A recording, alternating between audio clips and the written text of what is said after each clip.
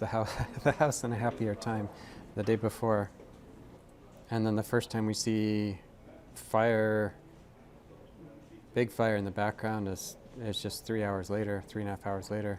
It's like a blizzard. I mean, and if you were back east, you'd say, oh, look, it's a pretty snowstorm. It's like a million glowing fireflies in the worst possible way. And then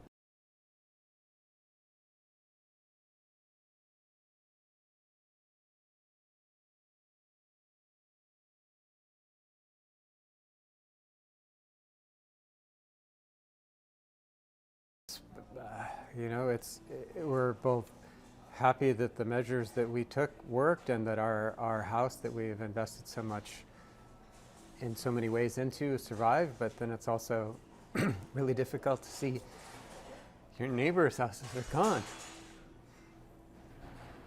Yeah. I mean, our heart goes out to everyone. It's a very surreal scene. It really does look like an apocalypse or a war zone, with everything in ash and rubble and still fires smoldering and smoking and burning, and seeing our house standing there. So there is a bit, I guess, of survivor's guilt, if you want to use that term. And I mean, we're proud and happy and that our efforts paid off, but we never imagined a scene so stark as this.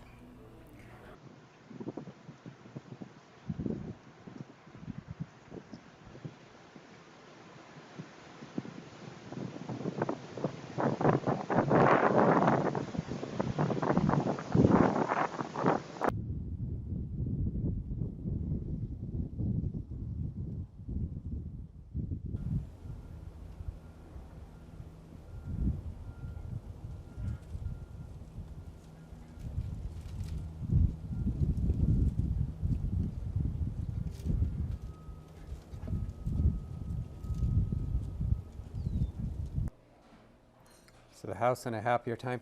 So one of the most sustainable features and fire resilient features is the fiber cement cladding that we have all around the house. It's fiber cement made with recycled newsprint and a cement binder.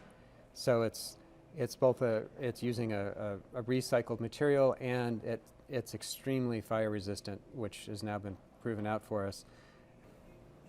So we have a planted roof, which is both an incredibly environmentally friendly, sustainable thing for the environment in terms of water reclamation, nature, habitat, but it also has the benefit in fire of about 4¼ inches of earth and little volcanic stone. So even if these plants burn off, we have this soil protecting layer on top of the roof. Yeah. This chimney here, we have 3 different sprinkler nozzles that on command spray out Phos-Chek fire retardant. So that's something that we triggered once we knew the house was definitely going to become enveloped in flame. Designing the house so close to nature and knowing the history of Southern California, we were acutely aware that at some point in the house's life there would be a serious fire, nearby at the very least. And so we designed the house to be both fire resilient and sustainable. And happily, those two systems are often one and the same, including the fiber cement cladding that we have surrounding the house.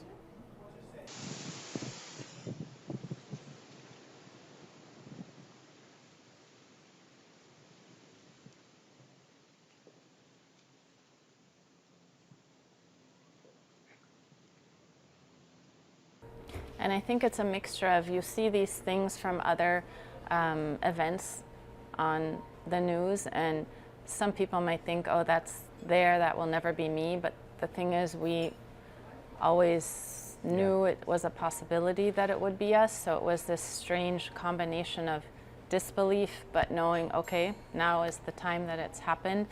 It wasn't completely unexpected. I think just the force, the ferocity, the strength of it was what was surprising.